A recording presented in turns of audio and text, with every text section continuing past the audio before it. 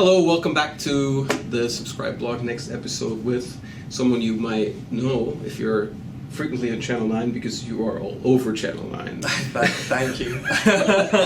Josh is one of the, I should say, co-founders of the mobile services service, nicknamed Zumo. Zumo, yeah, Project Zumo. And so Zumo is kind of the most exciting startup inside the company, inside the Azure services, ever since Zurich Mobile Services, which is kind of which was our wave with ACS and Service Bus and all those things, and then now you're kind of in the same exciting world where starting up, and then within no time you just built this huge set of features, and but on different technology platform too. Right. It's been a ride, yeah. But we're going to get most of that, all of that on .NET eventually. I'm not going to commit to anything yet, but let's just say that we think of Node.js and JavaScript as our first language, and it was a natural choice for a first server language because we're trying to attract iOS developers, Android developers, HTML, JavaScript developers. So the goal here is not to is primarily to have people who are building the front end applications also kind of to do the complementary experiences for on the back end. At the beginning, that was very much the goal, like almost the single goal actually was to enable client developers. I think we've broadened our goals a little bit now because we've realized that about 50% of people who use mobile services are back-end devs because everybody wants to save time. Everybody wants to remove all the kind of guff programming of just gluing bits together if they can get that for free. And they can still do everything they want to do. Yes. Who doesn't want to save time and money? Yeah, so to that end, actually our elders have been sitting together and have been thinking about what the right way forward is. So we're now getting married happily. We're getting closer together. So so the service bus capabilities and the mobile services capabilities are now kind of under one roof, which makes a lot of sense. I think it's great news actually. Yeah. And we see, I mean, frankly, we see a lot of scenarios. There's Service Bus has two different audiences. One is a application to application messaging, kind of traditional messaging audience, and what we see increasingly, and actually most of the exciting opportunities for us, all have to do with the client in some way, directly or indirectly. Yep. But it has to do with scale because of mobile clients being out there, and mobile clients in the broadest sense. So I mean, you're currently focusing, we, on these screen devices, what I call them. Yep. So you are carrying a screen around with you, and whether that screen is 4-inch, 7-inch, 10-inch, 27-inch, doesn't matter. Yep. It's a screen device, and that's kind of what all these mobile OSs are, what we call mobile OSs are for. What we also see is things that are embedded in other things. Like, so we have a case or cases, multiple, where you have a vehicle. Right. And you got to go and connect that vehicle, or you have appliances, and you connect those appliances. So whenever you have a consumer-facing business of some sort, and you want to reach out, and these are not necessarily computer companies, then you need to have high-scale connectivity, and that's more and more important. And I think you've seen that probably too. Sure. Yeah, definitely. In fact, at a hackathon just recently, we were in Las Vegas hackathon. Within sort of 10 minutes, this guy had hooked up a GM car to mobile services. So it's definitely interesting, to all of those scenarios, I think. So, I mean, we've been talking about. I mean, you're the currently for me the reigning demo god at Microsoft. Oh wow. From Clements, wow. Yes. Well, I do. But you said you won't let me do a demo. No, I won't. This is because you will take over this entire show, and I'll lose my job. No, call it that. What you see, the developers that we're targeting with mobile service, or what's currently being attractive. Yeah. We're making this very cool for and all the startup-y Yeah, folks. So there's a lot of Seattle, San Francisco appeal in how we're presenting those services. So my audience I have some of the some of the people who are building the more boring things. Right. Okay. We like that too. Yes, the more boring things that rig and manage a lot of money. Yeah. Because it's a middleware. This is a middleware theme thing. There are a lot of enterprises who are in the transition or about to face a transition that's going to be very interesting for their workloads. Right. I think. Right. And we're kind of. I think we are right at the connection between those two worlds, because you have consumer-facing businesses. Like say you make wash detergent. Right. Or you make any kind of consumer goods, and you have a brand, and now you want to have higher interaction. The best way of doing higher interaction is put it into people's hands. Right. Yep. And a website is okay for some things, but really, if you want to have higher interaction, if you have things like, for instance, push notifications, you want to tickle people and want to say, "Hey, I'm still here." Yeah. Yeah. Actually, So you find a reason, effectively, to say every week, I'm still here. I'm your wash detergent. Right. You can't do that with a website. Right. So you need to have a mobile application for that. Yeah. And I'd go further than that even. I've been surprised by how many, we've been talking to more and more big businesses. Mobile services, actually that surprises at first, actually has been attractive to some big businesses. Like Johnson & Johnson is one name we can throw out there. There are many others that we can't because we've not had them sign PR agreements, etc. One company in particular was building devices for its employees, is not building devices, building applications for its employees to use on devices when they meet customers and they hand over a given rental product, for example. And what I used to find in a lot of these scenarios is people didn't really care too much about the experience they delivered to employees. They cared a lot about what they delivered to consumers, but didn't care so much about what they delivered to employees. And I was very surprised to this guy say, "Oh no, we're building these experiences natively. So if it's an Android device, we're going to build a native Android app. If it's an iOS device, we're going to build an iOS app. Because we really want the thing to be responsive, super fast, feel great, even to our employees." I was kind of surprised by that. But it does seem to be, it's certainly, businesses now are certainly firing pathfinders like this, or like tracer bullets into mobile and into the cloud, etc. And so we're starting to get a lot of data on this exact area. Yeah.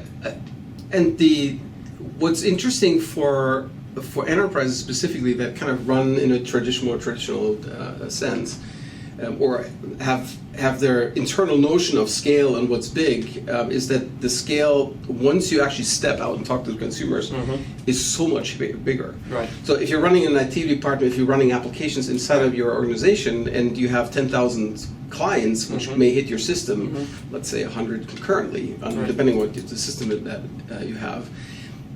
For a lot of people, that's already significant scale. Yeah. Because it requires a bunch of computers, et cetera, management. But now let's say you really have a consumer good that's working well, and you want to, and the marketing department, that's often where that comes from, says, well, we need to have this app, and we need to engage people on Android, and we're going to have some funky, wonderful things that we're going to give them, but we want to remind them. And we want to store their information. We want to give it back to them. We probably want to have a seamless experience between the Android thing and the iOS thing. Suddenly the scale is much bigger. Right. So you go from 10,000 seats to 6 million seats. So that's an interesting transition that people will go through, and I think that's one that we want to help with. Absolutely, yeah, definitely. We want to make that easy for people. Yeah.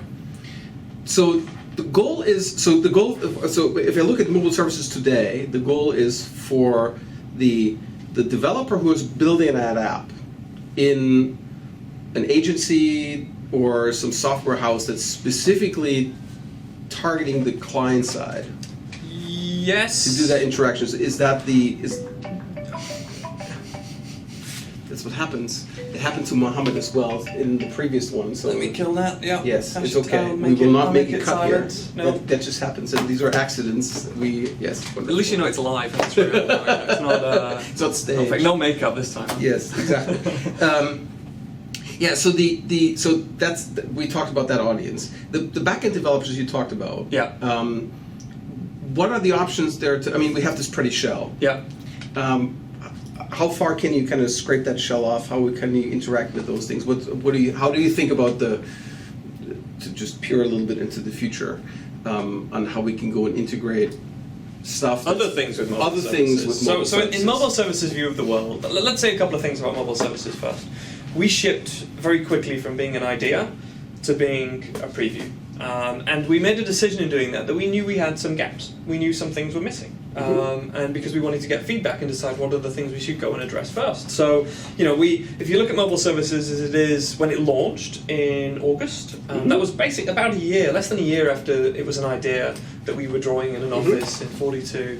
Some of the gaps are that we're very focused on data only right now.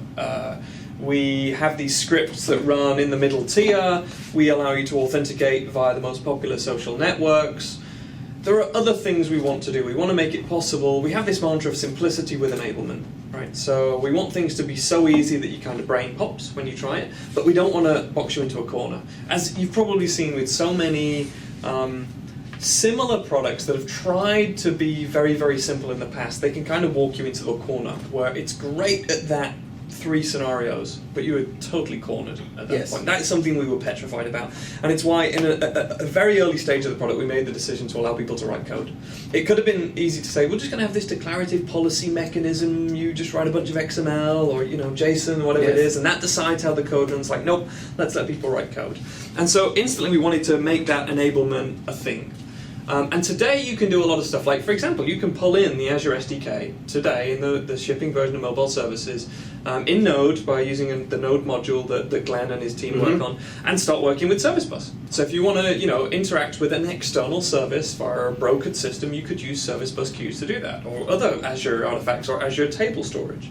One of the downsides right now is it's kind of bound to data. So I'm performing CRUD operations, and that isn't always the stimulus my clients give me, right? Effectively, everything you do is happening on a trigger, if you will. Mostly. Yeah, it's like a trigger. I mean, some people argue whether it's a trigger or it's an interceptor. It sits in front. You can do a lot more than you can do with triggers because you can easily, I will say, make HTTP requests, etc. Everything you can do. No, what I mean with the functional principle, effectively, of a trigger in the database. It's exactly right. It's exactly right. So we definitely have our eye on making it more first class to respond to different types of stimulus from devices. I can't give timelines on this, but one of our top user voice requests is for having the ability to add custom API. So think of it as being similar to Web API, and I can just create endpoints that execute code and go and drop a queue into Service Bus, or simply make a HTTP request to an on-premise system. And we're actually starting to see people do this right now. So since we're talking a little bit about organizations, we already have some businesses that are working with us now, and a common pattern for them when they're adding mobile to their portfolio is they have a bunch of stuff on premises already, or maybe some stuff in the cloud as well, usually some mixture. And they need to then add some logic and often some state as well as part of almost like an application facade that has been designed and tailored for devices to talk to. LexisNexis. We have... So that's the interesting thing that we see that from both sides. It also makes sense that we're working together. Right. So I'll call out LexisNexis as a customer that we have a case study with. Oh really? Okay. I used to work with those when I was a consultant. Yeah, and so them and actually several other companies. We have probably know about 5, 6. Same pattern. Mm-hmm. You have a bunch of services that are on premises. In the case of LexisNexis, it's law firms. Right. We also have that in the medical field. I think we also have them tax advisors. And so those the clients are bound by law or by fear to having all their stuff on premises. Right. It is reasonably easy, personally, I think, to walk into a law office and steal a computer. Right. But certainly easier than go into our data center and steal a computer. Yeah. But that's just how the world works. So they have these wonderful apps in those many varieties, which are running on iPads. Yep. or on Android tablets, sometimes on Windows, that are just beautifully presenting the data that you have in premises while you're on the road. In the medical case, we actually have one case where the doctor gets all of their information about the next patient, and they can go and scribble the prescription, etc., all on the tablet. But they don't connect on the Wi-Fi. They actually connect through 3G, so that whole thing works, whether they're inside or outside. Yep. And so they're connected to this mobile services gateway, and then the gateway then uses the relay to actually go back to the on-premises. Right. And we have one or two companies we really wanted to have case studies with names and everything. Yeah. Who said, you're not going to get our names, because if our competitors find out what we're doing, and that you're using you, they're going to start using you too, and then we're losing our competitive edge, because what you're doing for us is magic. It's crazy the reasons why people won't do PR with us, isn't it? But they're often legit, right? You can't argue with that, can you? I think that's fine. So we see that mobile services gateway as an interesting pattern that we've seen, and I think having some intelligence kind of compute on the front of that to create a gateway infrastructure. Mobile services that's a perfect lineup between service bus and mobile services. And I did a talk also on the blog, but that will be 2 episodes ago once I publish this one, on where's the ESB, which is talking about the enterprise service bus pattern and how that is not exactly scaling up to the needs, because you can't have a centralized thing that's managing everything. Right. And how we're in Windows Azure really promoting, or how we're using and also promoting a gateway architecture model. How you have a gateway that's specific to your service, and that manages all protocol, and is also makes sure that if you have multiple versions of protocol you need to go and support, it actually maps them if it needs to do that. It provides all the protocol heads, and then the internals of the service are really internals of the service, and then all services are kind of autonomous to each other. Right. And so that is, I think, building that kind of a gateway is really interesting for. And I think the help services that you get from things like mobile services is that you're essentially decorating some existing APIs, maybe augmenting a little bit of state to help you create the right API for your client. But you also get those native client SDKs that'll work on PhoneGap, HTML, and JavaScript as well. We just shipped. Yes. So you've got iOS and Objective-C SDKs. We've got Java, Android, and all the Windows flavors as well. So now I save all that trouble of thinking about, I'm writing my first HTTP client over and over again just to invoke that thing. So we're simplifying it down to you're writing the code you want to write. You're not writing all this infrastructure code again. One of the requests that we keep seeing in Service Bus specifically, so I want to kind of address that here too, is that people are very hesitant specifically on the cloud services per se. Yeah. So we're getting now that we put out Service Bus for Windows Server, which is effectively the messaging engine core that we ship. It doesn't have the relay. Doesn't have the notification hubs. It will probably eventually get them, but it doesn't have those yet. Is that a lot of people are saying, hey, I want to run this on my own infrastructure. With mobile services, that's I think there's decided that we're ever going to do it. I think that's a little bit different because it's actually addressing the scale problem, right? More than any of the other services that we have do. I mean, specifically built to say, you have an app and you have an audience that you either build by selling the app, or that you have by or you already have customers and you want to go and equip them with something. Right. But then now you have a problem of 100,000 seats, or 2 million seats you want to go and target. And so you need to have some cloud-based infrastructure because you don't want to go and build this up because you want to have something that's lightweit that you could sit somewhere. I think that's the nice thing is our runtime is just Node, which is great at I/O. And it's completely stateless. So the only thing that has state and that that is going to become a challenge at scale is your database at the back end, right? Mm-hmm. Everything else that middle tier you can scale up. The VMs, we can get a tremendous amount of throughput through those guys, and then it's just the upper size of your database right now that's gonna limit. So the goal for it is to be that sounds mean. To be mostly a pass-through kind of knitting together things that exist model. It's not, you don't run your heavy compute in it. Yeah, I think that's. I'm not gonna suggest that. Right, running Node is a single-threaded system, JavaScript, so interpreted code. You can get a crazy amount of I/O and throughput through one of our small VMs. So if you're not hitting the database, it's way over 1,000 requests per second, and then it's essentially how hard you can make your database work, right? So and we've pushed that a small VM. Many small VMs inserting to the same SQL database, we get over 200 requests per second through that comfortably in our testing. So plenty of scale there. But it's single-threaded, so you don't want to write, if you're going to do Fibonacci, don't do that on a Node.js architecture. Unless, actually, there's a side point. You could take a look at Tomek's recent work with Edge.js, which allows you to run C# in Node. It's crazy. But the nice thing is we really think about composability with mobile services. Like, it isn't the answer to everything. It's a really good way of getting a lot of infrastructure together quickly, easily, and reliably. Now remember, we run this as a service, so I love it when I talk to, I'm not going to name the other technology, but a recent other technology had a lot of zero-day exploits. Hey, that happens to everybody, right? Writing software is hard. I know what you're talking about. Yeah. So they had a lot of, I think everyone probably does. But I don't, when you're in a glass house, you don't throw stones. Yeah, it's much better to let other people do all the stone throwing.